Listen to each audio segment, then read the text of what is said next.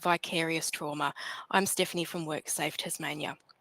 In recognition of the deep history and culture of this island, we acknowledge Tasmanian Aboriginal people, the original and continuing custodians of the land, sea and sky.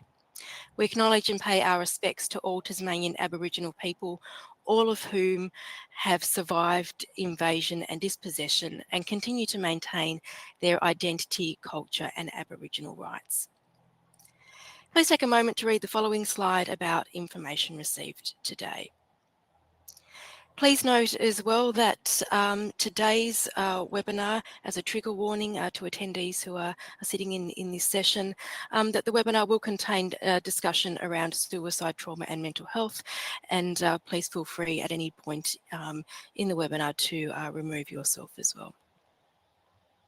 Please use the chat button to type and submit questions for today's webinar presenter.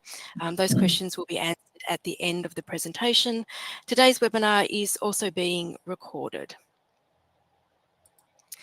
It is now my pleasure to introduce your presenter today from Work Rehab, Karen Glynn. Karen has worked as a psychologist for the Department of Defence, helping military personnel with their mental health needs. Karen offers services like mental health screenings, critical incident support and assessments for job suitability.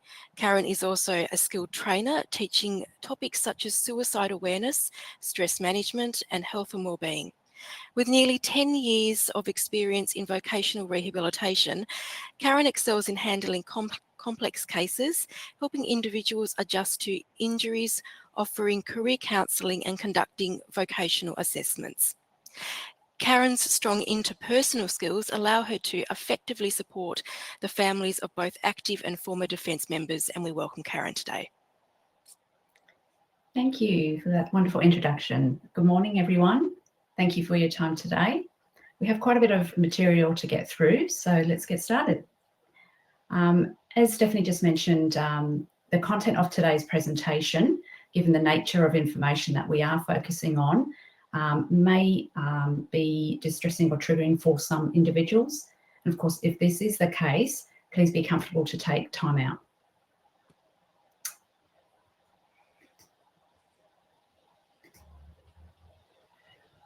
Okay.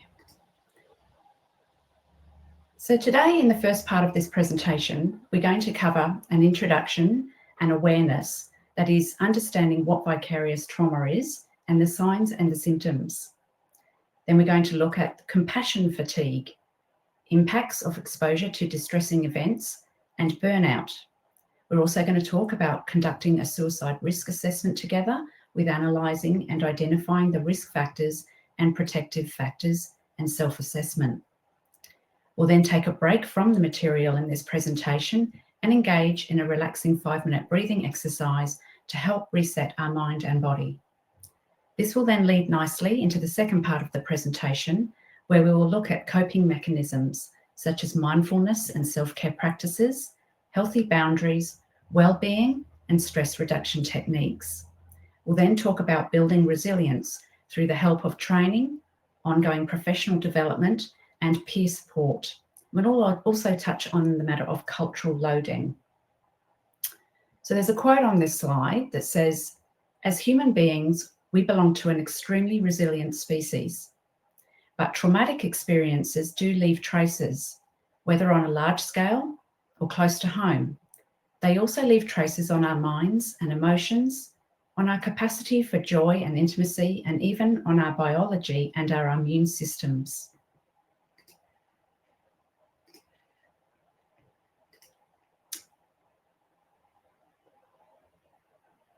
What is vicarious trauma?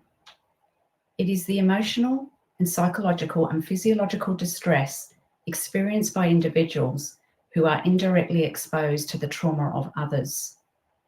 In an era that is saturated with the poignant narratives and unrelenting exposure to distressing events, vicarious trauma has emerged as a pervasive yet often overlooked phenomenon.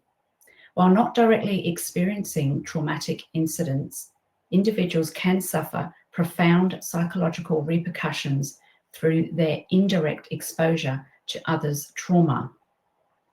Vicarious trauma symptoms can include intrusive thoughts, cognitive changes, emotional distress, changes in worldview, hypervigilance, empathy fatigue, physical symptoms, and avoidance behaviours.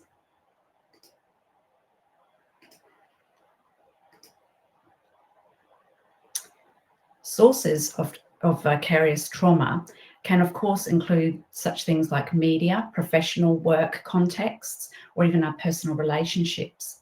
And gaining a comprehensive understanding of vicarious trauma, including its underlying causes and symptoms and effective coping strategies, is paramount for safeguarding mental well-being and cultivating our resilience. Workplace-related psychological distress costs Australia up to $17.4 billion per year.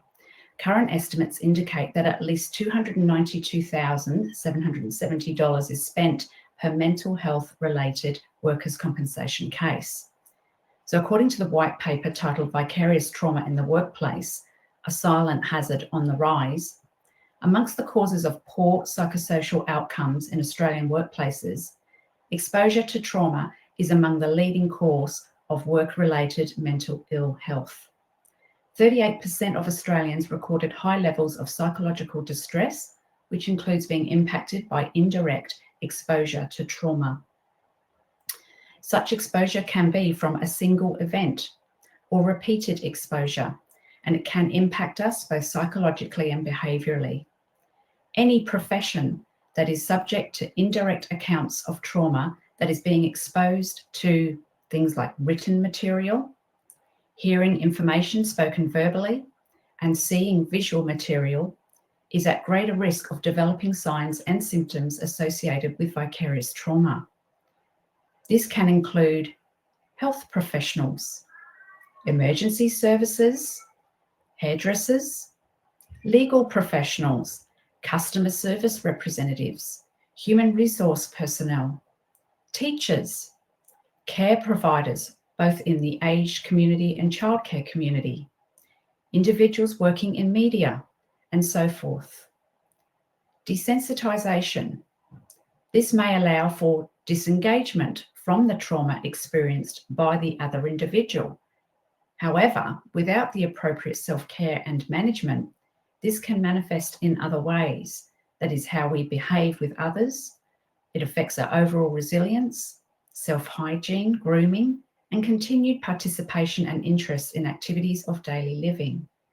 So just to clarify that desensitisation is a treatment or process that diminishes emotional responsiveness to a negative, aversive, or positive stimulus after repeated exposure.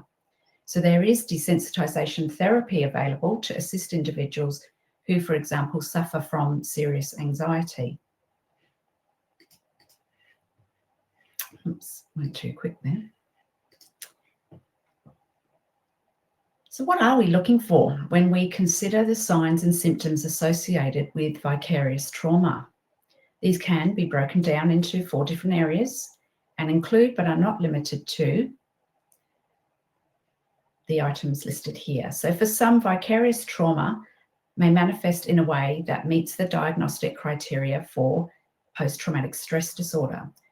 That is, the person may experience involuntary and intrusive memories of traumatic events, frightening dreams or nightmares about the events, dissociative symptoms, psychological distress in response to reminders of the event. However, not all vicarious trauma looks like PTSD, and some individuals can actually experience emotional symptoms such as anxiety, depression, grief, guilt, reduced empathy, numbness, and irritability. Behavioural symptoms such as withdrawing socially, impulsive and risky behaviour, and highly reactive responses that are out of context to situations. Physical symptoms such as disrupted and disturbed sleep, changes in appetite and appearance, fatigue, restlessness, and hyperarousal. Within the workplace, the occupational symptoms could include fogginess, reduced cognitive and executive functioning, increased frequency of errors, and feeling unsafe. Occupational signs and symptoms may also include frequent job changing or shifting, increased demonstration of overworking, working excessive hours, or avoidance of professional responsibilities, as well as an increase in conflicting behaviours with colleagues. The next slide we will be reviewing is on compassion fatigue and gaining a clearer perspective as to what that actually is and what causes it and how we might address it.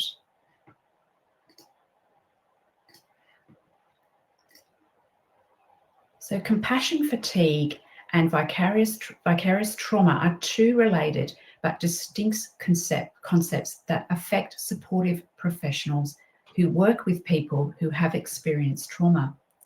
Compassion fatigue is the emotional and physical erosion that occurs when supporters are unable to refuel and regenerate. Vicarious trauma can cause a shift in worldview, exhausting one's level of compassion and empathy for others.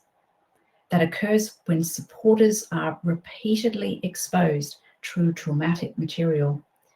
Both compassion fatigue and vicarious trauma can lead to burnout, which is the extreme end of compassion fatigue, and it can cause serious physical and mental illness.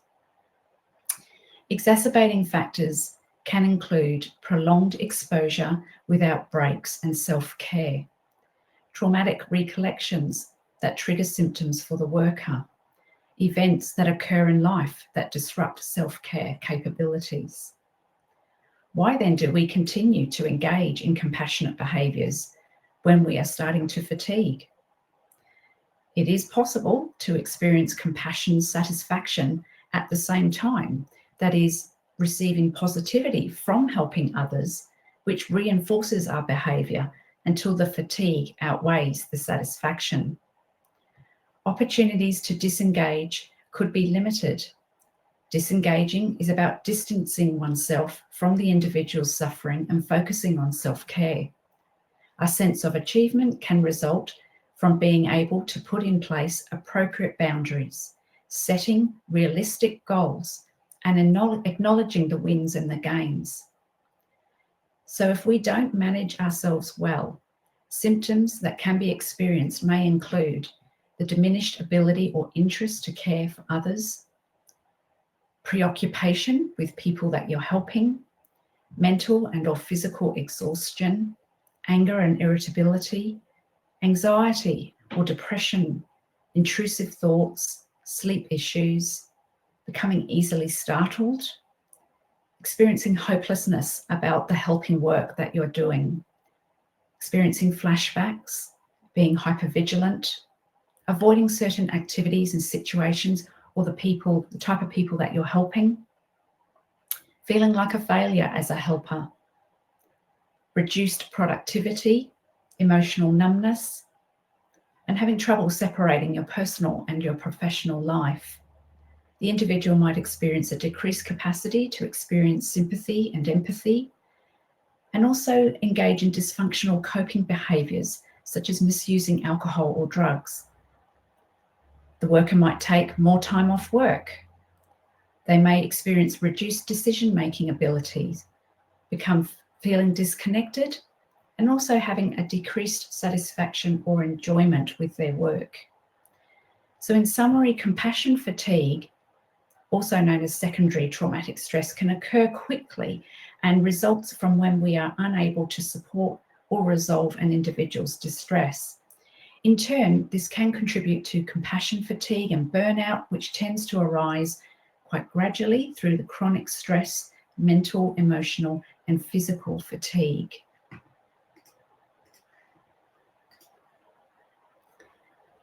Now, there is a difference between traumatic events or accounts being recollected and being distressed. So learning of a traumatic event doesn't necessarily mean that one will become distressed, although symptoms of distress are often a result of feeling compassion and care for others. Although some events we become aware of can be quite distressing or disturbing, We tend to bounce back from these with appropriate care. For some, however, traumatic experiences and distressing events that occur to other people can elicit physiological and psychological changes in them. Symptoms can be similar to those who experience anxiety and depression and could include having little to no energy, sleep disturbances, unexplained aches and pains, feelings of helplessness or hopelessness, difficulty in work or home life, excessive use of alcohol, cigarettes, or drugs, feelings of guilt without a clear cause, excessive worry, self-isolation. An approximate 4-week time frame is suggested for the appearance of symptoms associated with distress and should dissipate over this time with appropriate intervention and treatment. If symptoms increase or do not subside during this time frame, further medical and psychological intervention is strongly recommended.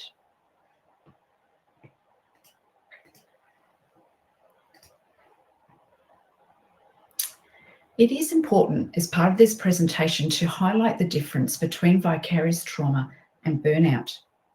Whilst there may be some overlap in symptoms, including increased irritability and interpersonal conflict, anyone can experience burnout. It's a response to being overworked, fatigued, and emotionally depleted. Exhaustion means going to the point where you can't go any further. Burnout means reaching that point and pushing yourself to keep going, whether for days, weeks, or years.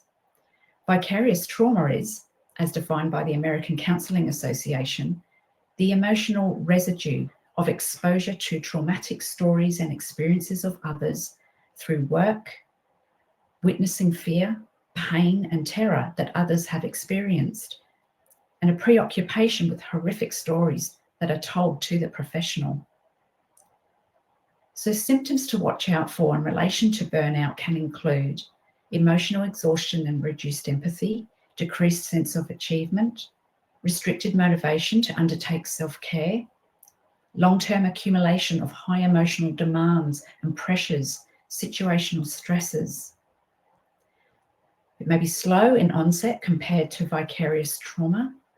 The individual may feel hopelessness and disengagement. The work-life imbalance issues may arise, and there may be negative self-evaluation, frustration, and guilt towards resting.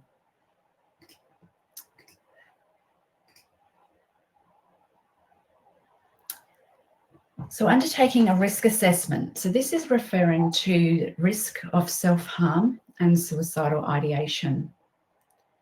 What is the first sign or element that you may be able to detect when someone isn't coping? What is it that gives them away? Is it emotions, their appearance, behaviours, or feelings? Physical appearance may give you the first telltale sign that someone isn't coping. People can suppress their emotions, their feelings, their behaviours quite well, although physical hygiene and appearance could be an indication, and it is very difficult to hide. So things that some people may look out for is twitching in the side of the eyes, the dull skin, the lack of care and physical hygiene and grooming, for example. Important signs that a person may be suicidal or are threatening to hurt themselves or to kill themselves. They could be actually looking for ways to kill themselves. They could be talking or writing about death. They may be showing signs of hopelessness, rage, anger, seeking revenge, engaging in reckless or risky behaviours. They may feel trapped. They may increase their alcohol or drug use. There may be signs of social withdrawal, anxiety, agitation, an inability to sleep or sleeping all the time.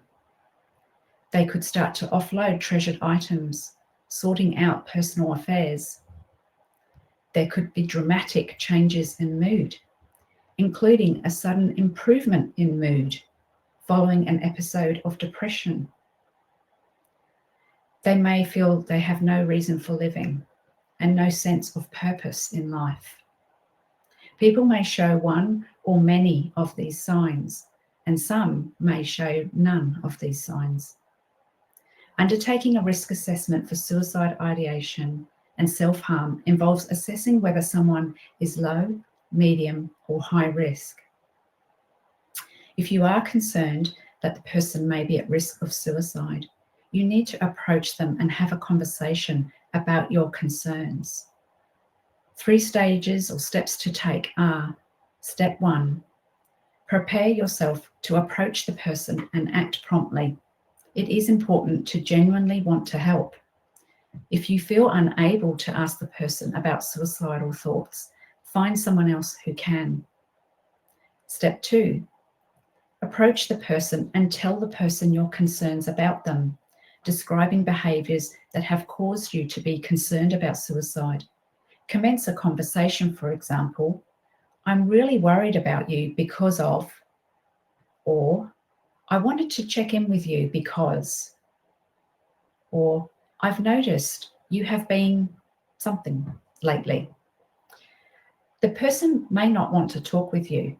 In this instance, you should offer to help them find someone else to talk to, such as their GP. Step 3, ask about thoughts of suicide. Ask if they have been having any thoughts of self-harm or suicidal ideation. Ask, are you having thoughts of suicide?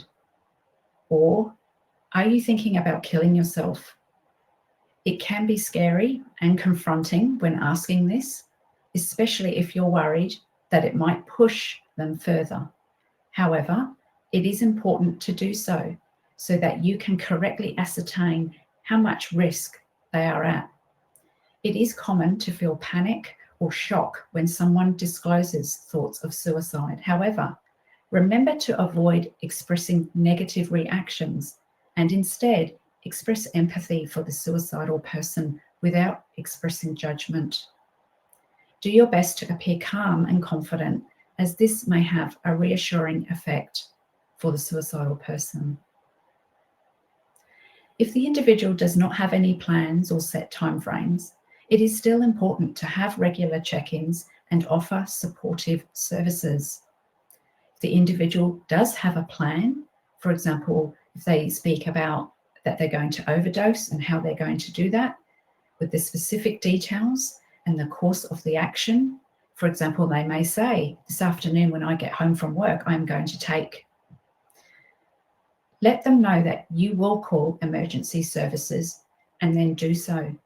Say to emergency services something like, "I am from," your workplace, for example, "and I have a co-worker with me who is at high risk of suicide. Do not attempt to intervene. Allow emergency services to do their job." It is important to remember, supporting someone who has suicidal thoughts and behaviours can take a lot of time and emotional energy. You may become worried and preoccupied, overwhelmed and stressed. This is very normal. Be yourself. Listen to the person. Try to be non-judgmental and calm. Take them seriously regardless. Be mindful of your work role and your boundaries and articulate these to the person. And don't work by yourself when supporting someone who is high risk. Make sure you have someone else available to support or to be a contact. Encourage the individual to reach out to their allied health and medical providers for support. Try not to argue, convince them otherwise. Remember that privacy and respect, and refuse to be sworn to secrecy. This will only add pressure to you. Now, services available for you and the individual include Lifeline Australia, Suicidal Callback Service, Beyond Blue, and of course your nearest emergency department by dialing 000. Remember the mental health first aid action plan. Approach the person, assess and assist with any crisis. Listen and communicate non-judgmentally. give support and information, encourage the person to get appropriate professional help, and encourage other supports.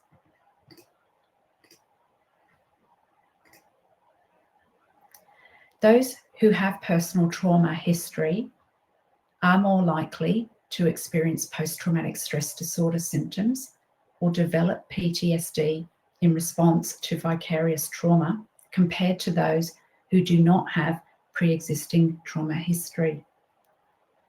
Risk factors refer to elements that can increase the likelihood of developing signs and symptoms associated with vicarious trauma, whereas protective factors are more likely to minimize the severity and or reduce the likelihood of being adversely impacted when exposed to traumatic content.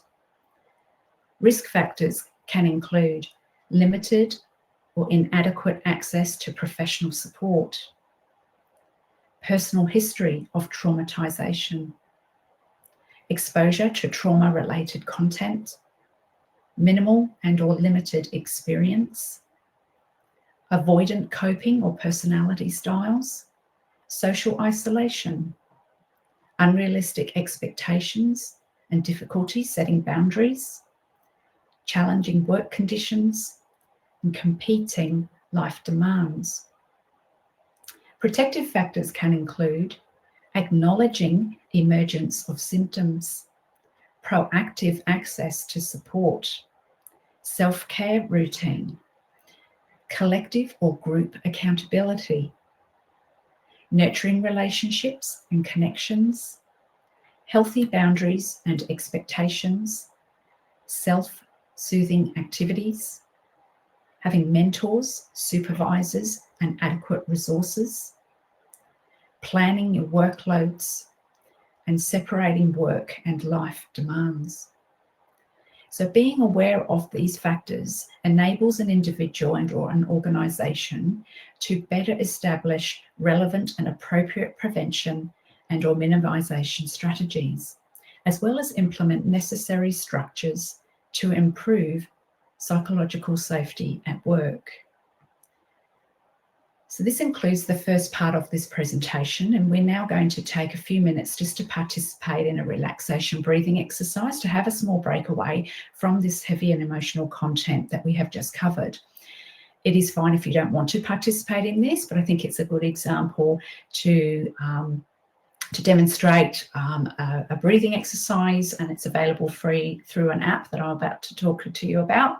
And if you don't want to participate, then please just spend a few times just to switch your mind off for a little while and enjoy the moment. So I'll just bring this up here for you. Okay, so this exercise that I'm about to run through is actually called box breathing, and it's going to be delivered by a gentleman called DeAndre Sinet, and he is a yoga and meditation instructor, and he offers this through the free app called Fit On. So this is available to anybody. If you're interested, you can get this app, and it's got lots of different self-soothing activities and also exercises from cardio to yoga to tai chi to breathing, meditation, and all sorts of things. So what is box breathing? Box breathing is actually what some Navy SEALs use to stay calm and focused. It's quite simple. First, we make sure to breathe out all of the air in our lungs, and then we want to start with a fresh slate, of course, and then we breathe in for the 4 seconds, and then we hold for the 4 seconds, and then we breathe out for the 4 seconds, and so on. So we repeat that as needed. So if it helps, you can envision a box, four square sides, of course, and as you breathe, you can actually sort of slowly check off each side of the box as you're going through the process. So remember, when you're holding your breath, that you're not holding it out of tightness or clamping down. Even though you're not inhaling, you're actually trying to maintain an open and expansive feeling in your body. So we'll just get started and we'll enjoy the next few minutes of time out. Today, I'm so excited to bring you one of my favorite breathing exercises. It's called box breathing. And so if you can imagine a box, we are going to inhale for 4, hold for 4, exhale for 4, And then at the end of that exhale, we'll actually hold the breath out for 4 seconds as well. And what this breath does is it creates such a natural and soft essence in the body where we can find true relaxation in moments of maybe crisis or maybe when we're feeling overwhelmed. So find yourself getting situated in a comfortable seat or maybe lying down on your back. There's no right or wrong way to do this meditation. I just hope that you embrace yourself with more love. Allow the eyes to close. Let's just take one deep inhale together. And a big exhale out the mouth, let it go.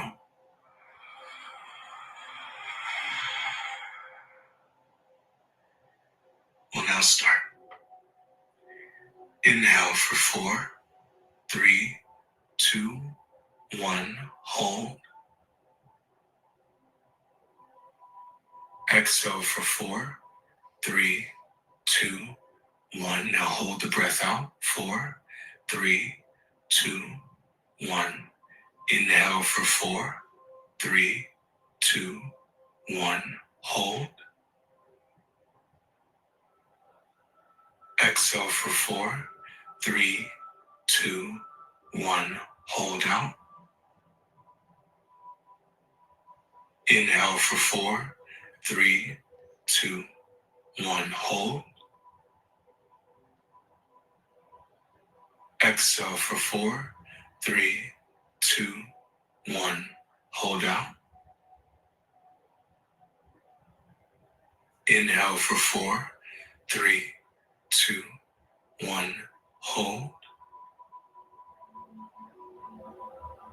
Exhale for 4, 3, 2, 1. Hold out. Inhale for 4, 3, 2, 1. Hold. Exhale for 4, 3, 2, 1. Hold out. Inhale for 4, 3, 2, 1. Hold. Exhale for 4, 3, 2, 1. Hold out. Inhale for 4, 3, 2, 1. Hold. Exhale for 4, 3, 2, 1. Hold out. Inhale for 4, 3, 2, 1. Hold.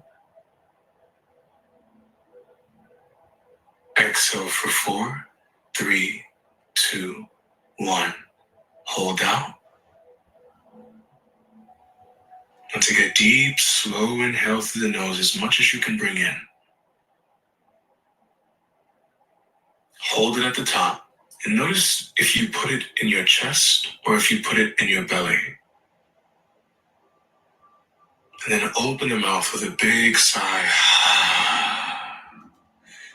This time I want you to inhale into your belly. Deep inhale. Hold.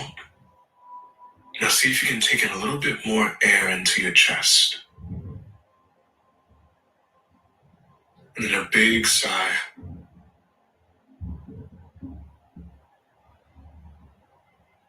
And then gently bringing your breath to a natural rhythm.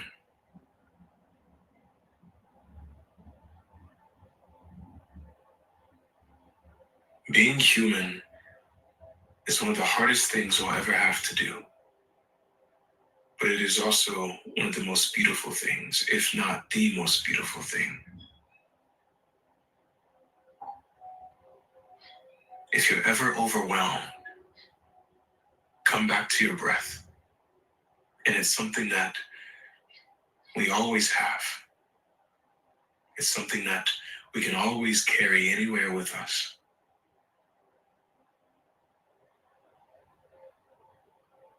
Thank you, my beautiful friends. Namaste.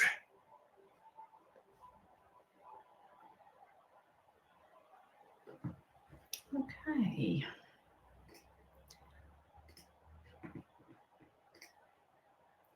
So that leads us now to coping mechanisms, including mindfulness, which can involve focused deep breathing, as we've just engaged in, active rest, such as yoga and meditation, and having gratitude and connecting with nature.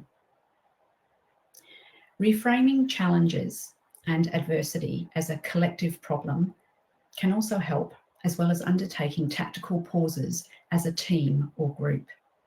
If this isn't done, well-intentioned self-care and well-being strategies at work can actually have the opposite effect, creating an environment where individuals may feel that they are on their own to navigate their own mental health concerns, which can result in further spiraling into destructive patterns, including a breakdown in respect, tolerance, and cohesion in the workplace.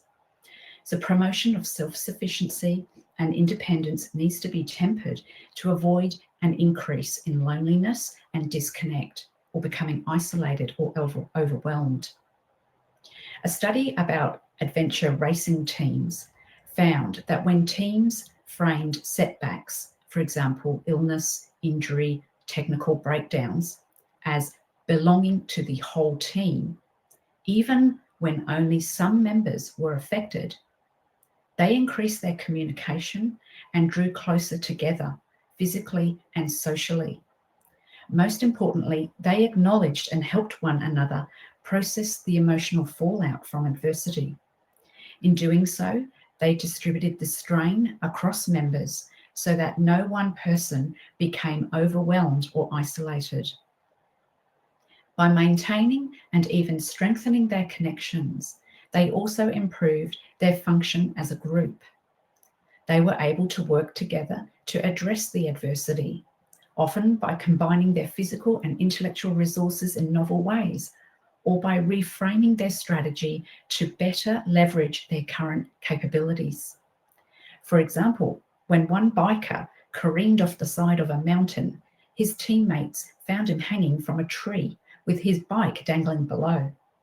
By creating a human chain down the hillside, they were able to pull him and his bike back up. In contrast, when teams viewed adversity as something to be coped with individually, members became isolated with their own pain, fear, or anxiety. They stopped communicating, became more physically and socially distanced, and in most cases, team functioning declined, often leading to mistakes and increased adversity.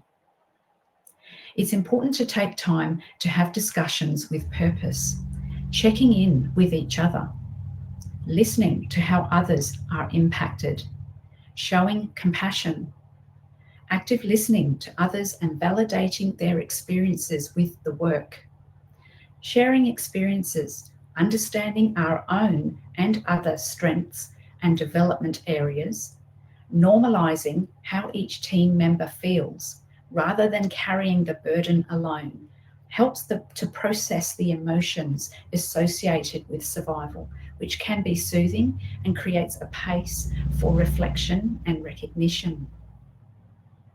Maintaining healthy boundaries involves knowing when to say no and remembering the 90% rule. Only fill 90% of your schedule. Allow 10% for emergencies and impromptu requirements. Also keeping routines at work separate from routines outside of work and upholding a work-life balance.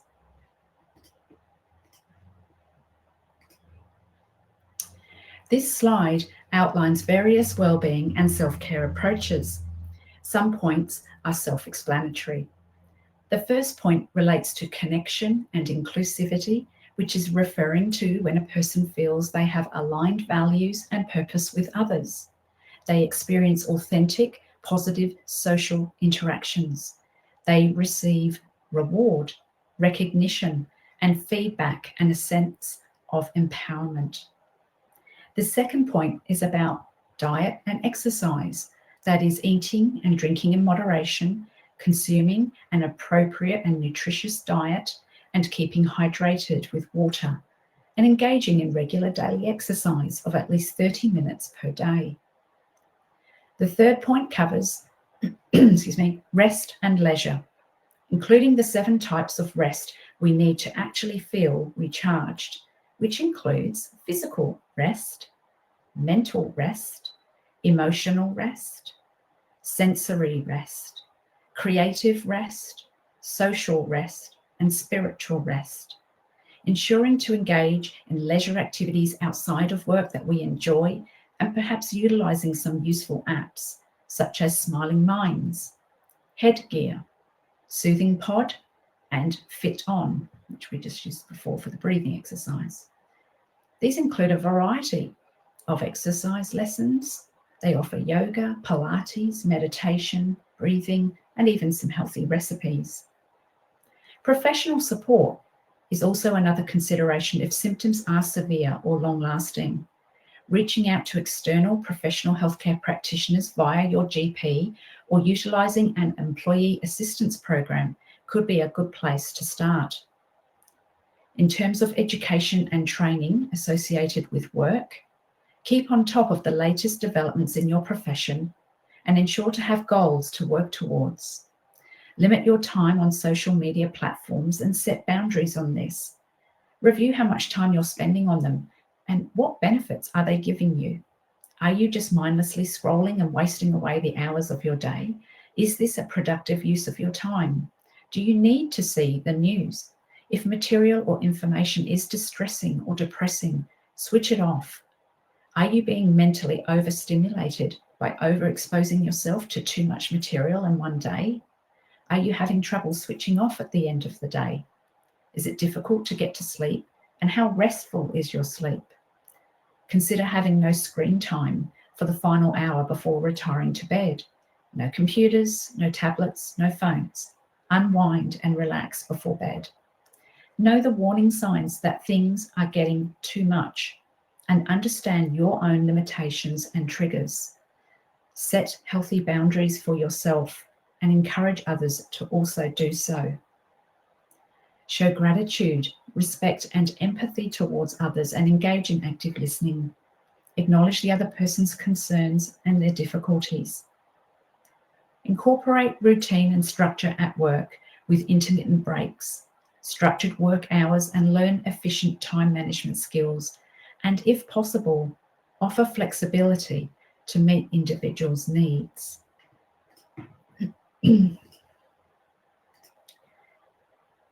So here we have a useful grounding technique, and it's called the 5 senses grounding technique. It supports you in reconnecting to the present moment, to snap back into reality, and to minimize a flight-fight response.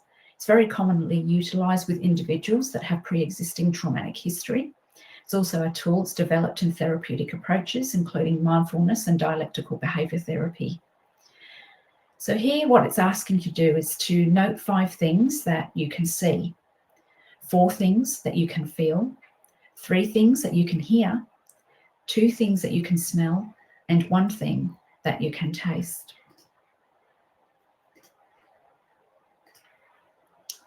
So research conducted by Norcross and Guy, 2007, led to the development of the 12-step principle model for self-care for psychologists.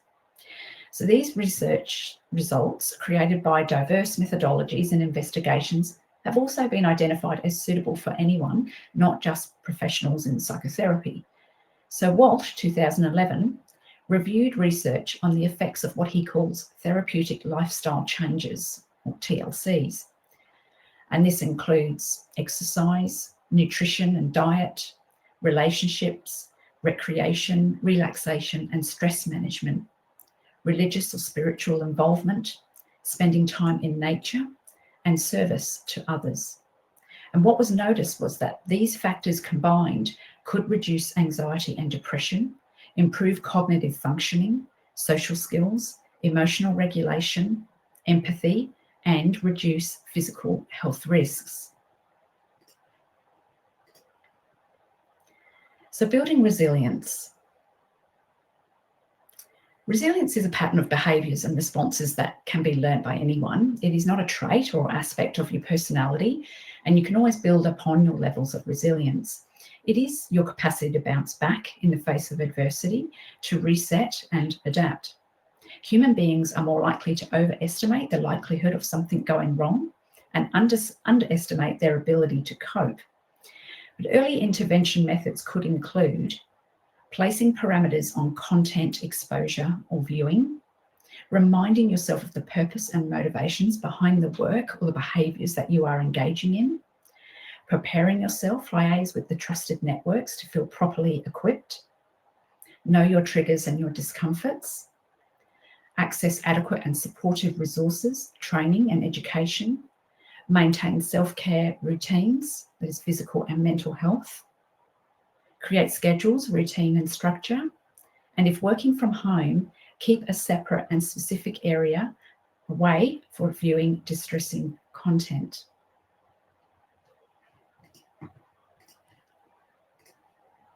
So this slide is addressing what we call cultural loading. And cultural loading can occur when employers, without realising, might apply extra pressure on, say, Aboriginal and Torres Strait Islander employees, for example, by asking them to educate their colleagues. It's often an invisible additional load that's borne by Aboriginal and Torres Strait Islander people at work, where they may be the only Indigenous person or one of a small group, and they are expected to become representatives of the Indigenous experience. Now, this can potentially cause re-exposure to distressing and traumatic historical content. So these employees are often asked to undertake extra responsibilities, such as educating the workforce on Indigenous history or systemic racism, for example, and assisting in creating programs and policies without acknowledgement and or even further remuneration for this. So needless to say, this can impact emotional well-being and job satisfaction and can have adverse effects on attempts at inclusivity and workplace cultural safety.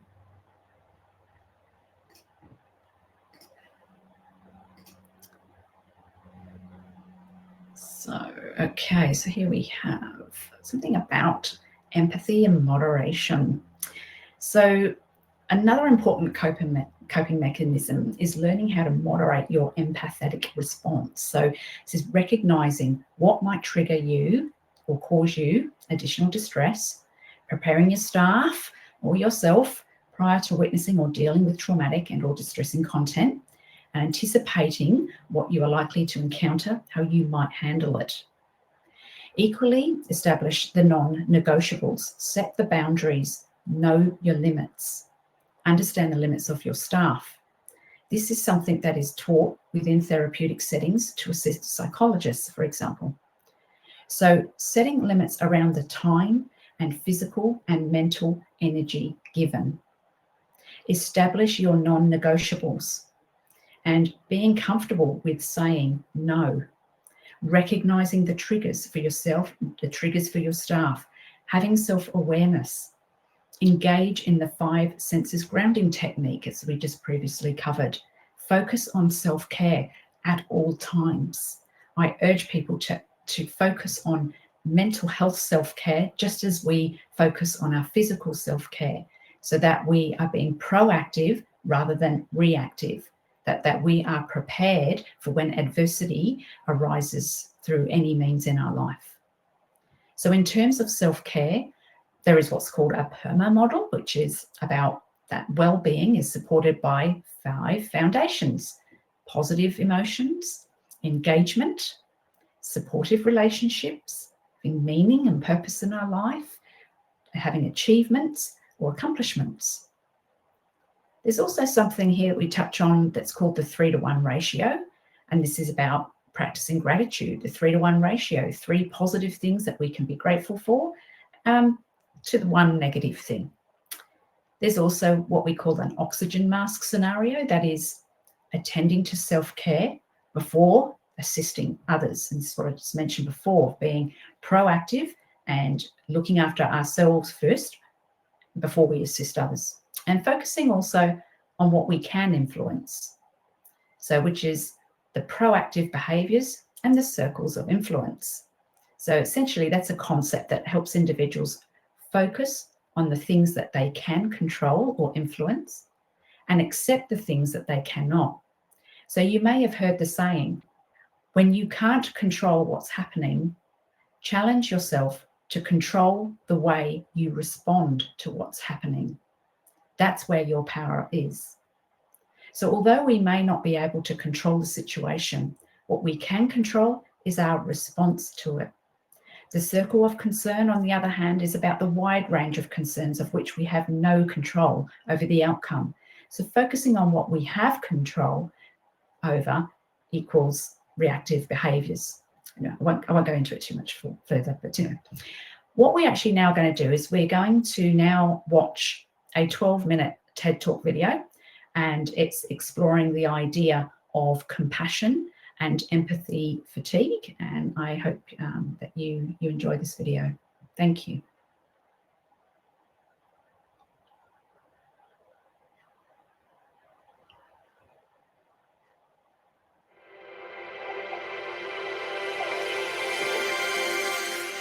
Let's play a little game. We'll play a word association game. I'll say a word and you can picture something in your head. You can even cow. Okay, so most of you maybe were thinking this. Maybe a few of you were thinking more this. And maybe some of you thought this. We'll do another one, work. Awesome, so some of you really love your work, like this. Maybe a few of you were thinking this. And I wonder if anyone felt this. We'll do just one more. PTSD, or post-traumatic stress disorder. So most of you thought this. Maybe a few of you were thinking this. But I wonder if anyone thought this. Compassion fatigue is the post-traumatic stress disorder related symptoms that you receive vicariously as a secondary target to trauma. Compassion fatigue is experienced by those in a helping profession. Doctors, nurses, counselors, therapists, police officers, and maybe even you. If your unpaid role is that of a helping professional, then you may also be affected by compassion fatigue. If you are the middle of the night phone answerer or helping a friend through addiction or anxiety, if you are raising children or caring for parents or maybe both at the same time, if your unpaid role is that of a helping profession, compassion fatigue could be affecting you as well. Now, what puts you at a greater risk for compassion fatigue is empathy. Those generally in a helping profession have a very strong empathetic response system. And empathy is that ability to pick yourself up and put yourself in someone else's shoes and get it, really get where they're coming from. The problem with empathy is you don't get to decide when to jump out. And those traumas that they experience begin to change you. I remember when I was the supervisor of a therapeutic group home, and I was sitting down with one of my clients. She began to tell me the horrific and painful stories of her past. And as she laid out in detail what she had experienced, my cell phone began to vibrate. And I wanted to show her that I was listening and I cared about every word she said, so I picked it up and I silenced it, and I put it back down, and I continued to listen. From that day forward, every single time I picked up my cell phone, swiped to silence it, I was transported back to her trauma. My brain had created a PTSD-related symptom that transported me back to her situation every single time for years. Now, this would be pretty normal if it happened that day after work at the grocery store, or maybe even a week or 2 weeks later. But where we get concerned that maybe this trauma is starting to change you is when it's sticking around for 4 weeks, 6 weeks, and maybe even longer. Now, for many years, compassion fatigue was confused. People called everything burnout until Dr. Charles Figley came around in the late 80s and 90s and began to do research. We called it burnout. But the truth is, there's a significant difference between burnout and compassion fatigue. Burnout has to do with being worn out and tired and just flat out not liking your job anymore. Compassion fatigue has to do with being afraid. Compassion fatigue begins to change your hardwiring, change who you are. We see this a lot in child protective service workers. They start to become overly vigilant, believing that everyone is out to hurt them and their family. When I think of this, I can't help but think of the nurse who came after one of my classes and said, still to this day, she can see the broken bones of the young man who was abused by his parents. That still today, she knows the smell of death from a patient who laid in bed dying. These memories, they do not just go away, and they begin to change you. But we like to make excuses because we think we're superhuman. So we say things like, I'm fine. I'm a professional. I can deal with the stress. In fact, it doesn't even stress me out. My famous talk off was, I've been doing this for 15 years. I know most people think it's stressful, but I'm okay. The problem with that is when stress and trauma start to affect you, your brain and your body, they do not pull for your opinion. And they will start to show signs and symptoms because your body and your brain are shouting at you, I am not okay. I cannot handle the trauma. In little ways, whether you start to have sleep problems, either you're sleeping all the time or not able to sleep at all. Another way it manifests is becoming a workaholic. Now, I know plenty of you in this room think, Amy, there's nothing wrong with being a workaholic. Get off my toes. Let me tell you why it may be a problem. Because when we start to feel like we are losing control of the world around us, what we do is we roll up our sleeves and we work a little harder. And I can work hard enough to make this trauma go away. Another sign and symptom is feeling unappreciated and under-resourced, like what you have is not enough to get the job done. Now, I'm not saying that's not true. There's a very good chance you are indeed underappreciated. But when you started in this helping profession, or when you started helping your friend or your family member, did you know you were going to be underappreciated, but you said, it's okay. I want to do this anyway. It's okay. I love you enough. But then somewhere along the way, that is no longer okay with me. It is no longer okay that I am not thanked and that I don't have what I need to succeed. What that tells me is your circumstances, they didn't change. You did. Maybe you changed because of life. Maybe you changed because of maturity. But maybe you changed because of compassion fatigue. And the last symptom I want to talk with you about today is called self-entitlement. And self-entitlement is a justification of negative maladaptive behaviors because of the positive things you do. The best way I can picture putting this is most of us went to school and got a degree or a certification to be professionals at what we do. But the truth is, I'll let you in on a secret, that's not enough. Because we're overachievers. So we require little invisible badges to really be professionals. Let me tell you what these invisible badges look like. For social workers, I know it looks like this. I stayed up all night long helping Joe Smith at the hospital. Now I'm a real social worker. For some healthcare professionals, I know it looks like this. I worked 2 shifts in a row. Now I'm a real healthcare professional. Where this turns into self-entitlement is when it looks like this. I stayed up all night helping Joe Smith at the hospital. That's why I'm a little cranky today and biting everyone's heads off. I worked 2 shifts in a row. In fact, I worked 60 hours this week, so I'm getting wasted all weekend.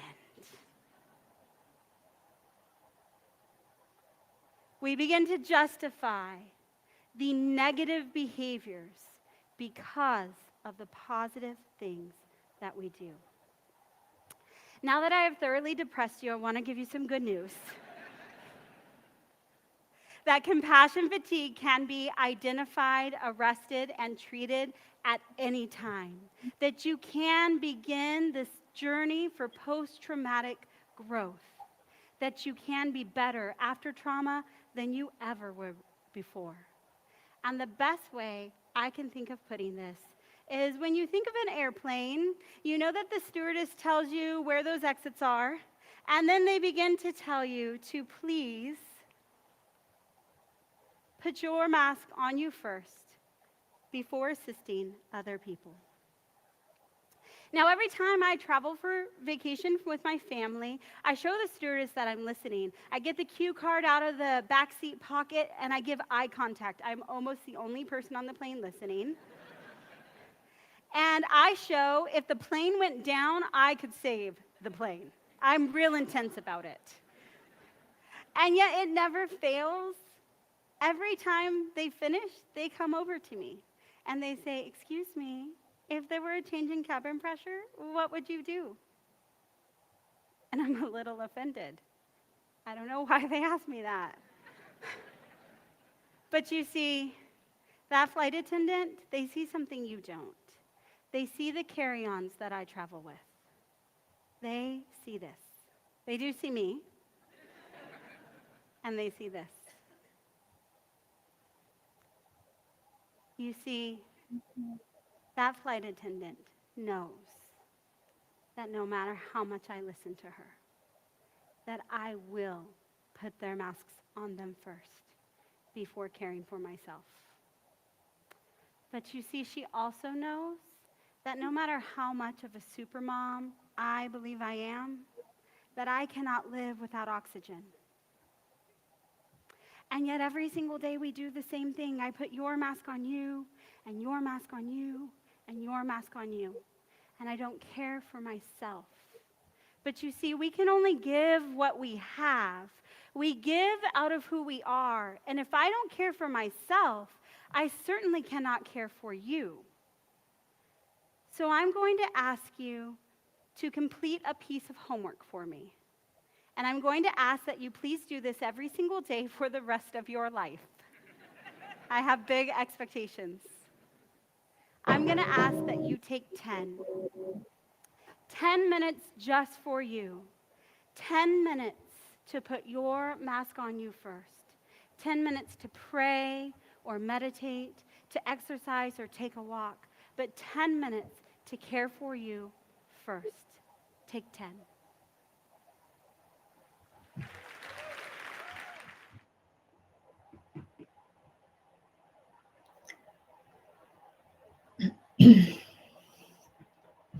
Okay, thank you.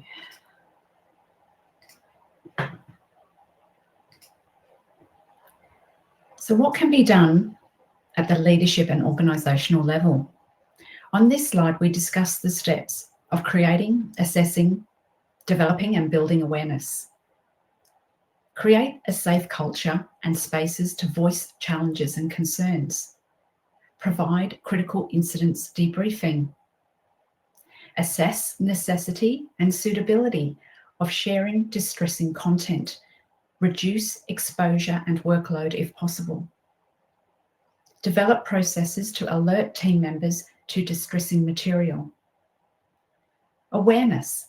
Be aware of at-risk symptoms and factors, appropriate responses and escalation points. This can be achieved by undertaking workplace assessments and surveys, followed by comprehensive focus groups and the establishment of action plans to make necessary workplace and cultural changes. Establish regular check-ins. Promote workplace wellbeing initiatives. Set your own realistic boundaries. Validate and acknowledge workplace values and purpose. Know your staff. The more you know yourself and your staff, the better well-placed you are going to be to recognise, prevent, minimise and support. So we're just going to address some questions here for you to think about. So I'd like you now to seriously consider these questions. Note down your answers in front of you. What do you think your work colleagues' responses might be? Perhaps these points might need to be addressed with your staff. So firstly, do you know your support networks within and outside of work? Who or what are they? Do you recognise your triggers? What are those triggers? How do you minimise risk? How prepared do you feel to handle distressing information? How frequently are you and your staff exposed to confronting imagery or content? Do you and your staff, do they feel supported in their well-being and recovery? What does the self-care routine look like for you? What does it look like outside of work? Do you take regular intermittent breaks throughout the day? Is this offered to all staff? If not, why not? Can you recognise 3 things in your day that you are grateful for or that have gone well? Talk to your staff about 3 things that have gone well throughout the week, for example. Do you moderate your social media and your exposure to the news content? And how do you manage expectations?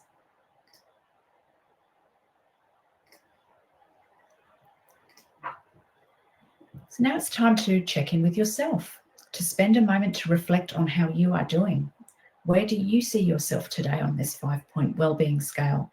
It is important for all of us to take time to pause and reflect on how we are doing. This quick reflection piece enables us to individually ascertain a sense of self-awareness and expand our thoughts to what is working or not working.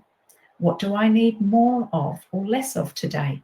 Do I need support? What support do I need to access? This small, straightforward but profound activity is highly recommended in the practice of daily self-care.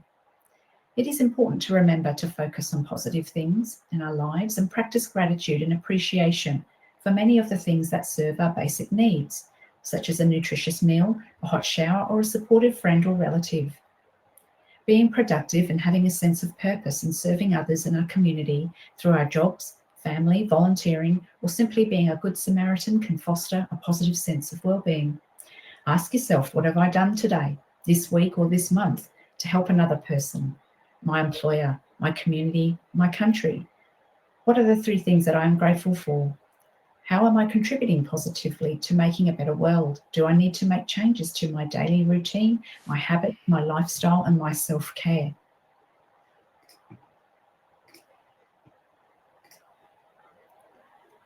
So here we have some free resources to discuss. The first is the Health and Safety Executive UK that offers a stress talking toolkit to help prevent work-related stress.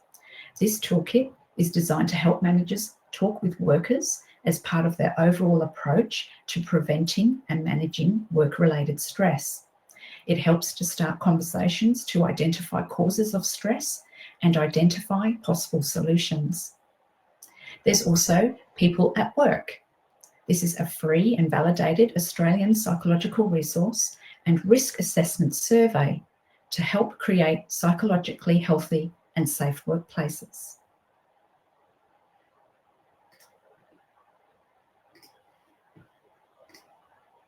The Black Dog Institute offers a webinar series that provides evidence-informed and real-world insights from leading researchers, workplace professionals, and lived experience advisors on how you can engage your workplace, reduce psychosocial risks, and promote mental health and well-being at work. I just want to mention these slides, I think, are going to be offered and available, so that information will be there for you.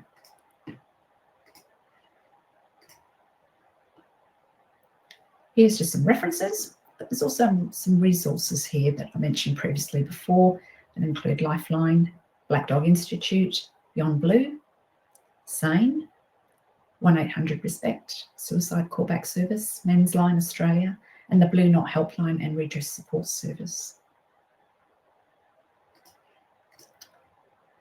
So that covers pretty much most of the information I wanted to discuss today. I think the main message here really is look after yourselves, look after self-care, be proactive, and have those strategies in your toolkit of how to deal with adversity once it arises. And I really do encourage everyone to complete a mental health first aid course. As we all know, physical health has been quite a focus in the past. So we're talking here about exercise, diet, sleep, social interaction, etc. And often encouraged to do first aid courses, CPR courses, etc. But now there is a fantastic mental health first aid course that I believe everyone should do, just like regular first aid. And that really does address a lot of the information and topics that I've covered today. Thank you. All right, thank you to our presenter today, Karen Glynn from Work Rehab, with her webinar, Psychological Safety and Vicarious Trauma. So please use the chat tab to type any questions that you have today for Karen. So to kick off questions, Karen, when an organisation places the duties of a second role that is not included in the first role's duties, yet wages do not change, is this correct? Is it legal?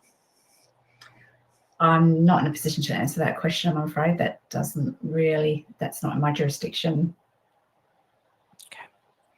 Thank you. Another question. Are attendees able to get the definitions for each of the items raised throughout today's session? Yep, sure. That's absolutely no problem. Yep, and slides will be given as well. Thank you. And today's webinar has also been recorded, so please head to WorkSafe Tasmania's YouTube page to rewatch and share today's presentation. Would attendees be able to get a list of example questions to ask during a risk assessment and the support questions? I have found this type of information really helpful for staff to reduce the anxiety of understanding and engaging in these situations. Yeah, certainly. And as you mentioned, this is recorded, so it is available to go over again. And as I mentioned, mental health first aid course is exceptional. It covers all this information. I've drawn a lot of my information from that today. But yes, certainly that's possible to do. Yeah. Okay, thanks, Karen. Are you able to talk about the invisible emotional transference when providing support? How do you protect yourself as the supporter? Resilience does not appear to work if one compromises their own emotions. What is your perspective on this? Yeah, sure.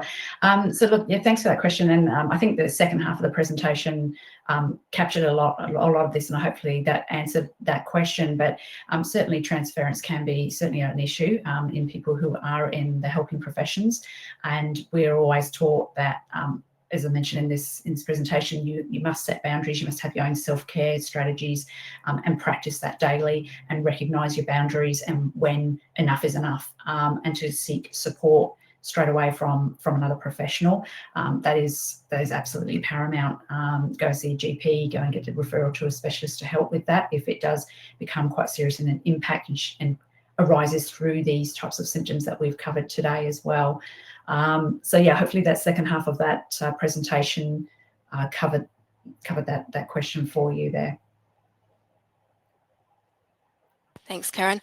Are you able to repeat the names of the apps that you mentioned as well, if possible? Yeah, the apps, Smiling Minds, Fit On, hang on a sec. What's a few of the others? I know that was Soothing Pod. Soothing Pod is another one. Although I believe Soothing Pod has started to charge recently. But the other ones I'm pretty sure are free. I know Fit On is free as well. Just going back through my notes there. I think that's pretty much most of it anyway. Yep. Next question.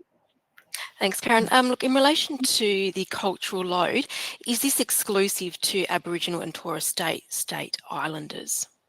No, of course not. No, that was just simply an example there to use that came directly from that research that looked at Aboriginal and Torres Strait Islanders as an example.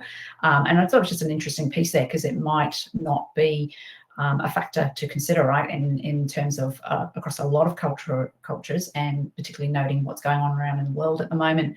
That's something that can be quite sensitive for them. So to be mindful of that. That's why we added that in there, just as an example of one particular culture that has been known to have been affected by that. Thanks, Karen. Question and comment. So we work in the domestic violence area. Do you have any ideas about how to handle it for ourselves or our clients when a person who uses violence threatens suicide? Some are a risk of suicide, of course, but some are manipulative. It can be upsetting. Yes, yep, indeed. Look, unfortunately, in these terrible circumstances, we have to take it seriously regardless, despite there may be other agendas going on and you may not believe the person is actually legit, but unfortunately this is got to be taken seriously. I can't emphasize that enough, and that we must take the appropriate actions and act accordingly. Thanks. And then how can we protect peer workers and wellbeing workers from responsibility of a client who eventually may commit suicide? How can we protect, sorry? Yes, protect peer workers and wellbeing workers from responsibility of a client who eventually commits suicide. Yeah. Again, it's all about preparation. It's all about this proactiveness and the expectations that this can be the reality, that that situation can indeed arise. And it's about preparing staff and undergoing appropriate training and ensuring that they have access to all the support services that they need, and that they do have access to having leave when they need leave, and that they are engaging in good support services outside of work and self-care activities, and that they're generally looking after themselves. But at the end of the day, some of these jobs are really tough, and it really comes down to the organisational training and strategies that are put in place to prepare people, because that is the key. It's like with physical health, for example. If we look after our physical health, and then we become sick, so we eat well, we sleep well, we do some exercise, etc., and we're generally physically quite well, and we're looking after ourselves well. When some sort of physical adversity arises, say we might need some surgery, or we catch a virus or a cold, etc., things like that, we tend to be able to sort of recover a little better or a little bit faster because we've been kind of proactive, we've been looking after ourselves. And it's the same with mental health. We can't just sit and not do anything anymore, particularly when we are in these types of jobs, and even in everyday life. Like, as I said, we're exposed to so much now thanks to social media, that we can't just sit back and just wait until something then happens and then go, oh, because then we're not very well prepared to manage that. Adversity is going to come across all of our tables, in whether it's in the workplace, whether it's in family, friendships, etc. So I do really emphasise, and this is why there's been so much emphasis on mental health lately over the recent years, because we're realising we need to teach people how to get out there and learn their self-care practices and know also identify what the limitations are. At the end of the day, if a job is becoming too distressing and it is causing some terrible and adverse symptoms and becoming unwell with the whole thing, one has to question, maybe I need a career change. Maybe I need to be doing something a little bit different, because this is making me sick. This is making me very unwell. So, and I think that's the message throughout this whole presentation, is be proactive, engage in good self-care, recognise your boundaries, recognise the symptoms in yourself, but also in others. It's about Now, understanding this yourself, and once you understand this yourself, you can then be in a position to help others, and understand what's going potentially through your staff, what they're experiencing as well, and to be able to help educate them and support them. So yeah, at the end of the day, that's the key message here, is to be proactive, aware, and implementing really good strategies here, and not waiting until something happens, because it's just really key to be well prepared. All right, thanks, Karen. A question around how would you handle, or how do you handle feeling scared in the community? Okay.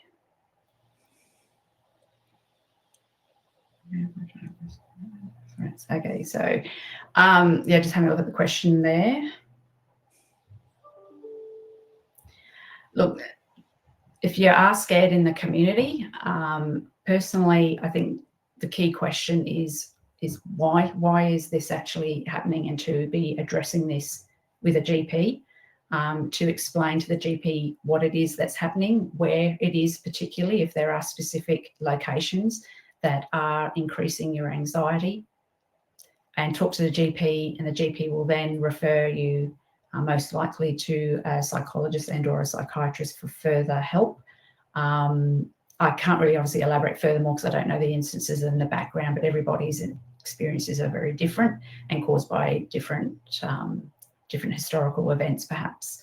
So that's what I would recommend. Thank you. Thanks, Karen. There's still time if anyone would like to submit any questions for today's WorkSafe Month webinar presenter, Karen Glynn from Work Rehab. And Karen's webinar is Psychological Safety and Vicarious Trauma.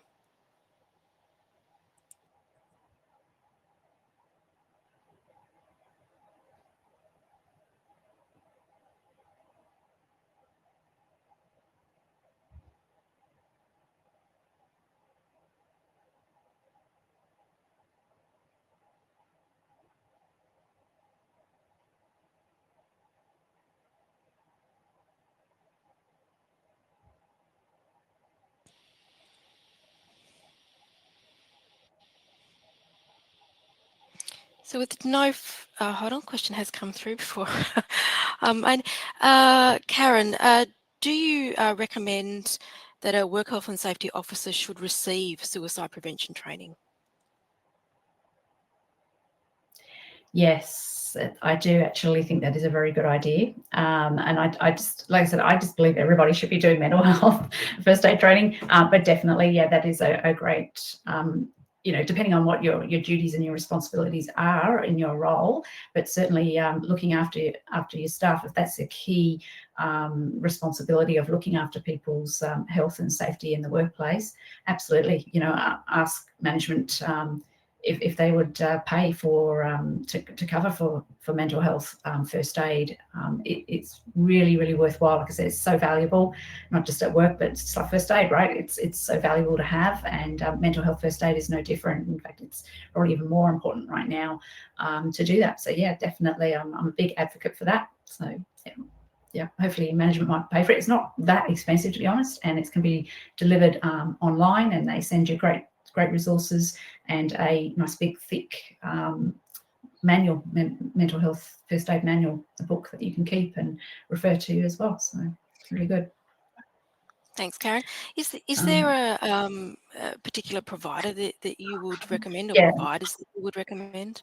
Sure. So it's Mental Health First Aid Australia. So if you Google that, Mental Health First Aid Australia, I don't know if I can show you. You might not be able to see that. Trying to get a bit to there we go. That's it there. Okay.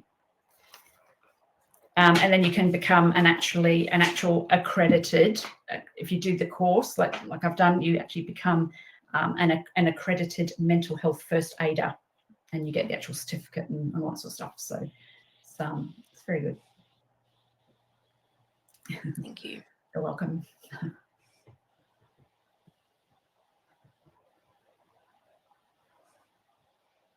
With no further questions coming through, Karen, I'll begin to wrap up today's webinar. So thank you again to our presenter, Karen Glynn from Work Rehab, for her WorkSafe Tasmania Month webinar, Psychological Safety and Vicarious Trauma. WorkSafe Month is an initiative that is funded by the WorkCover Board Tasmania.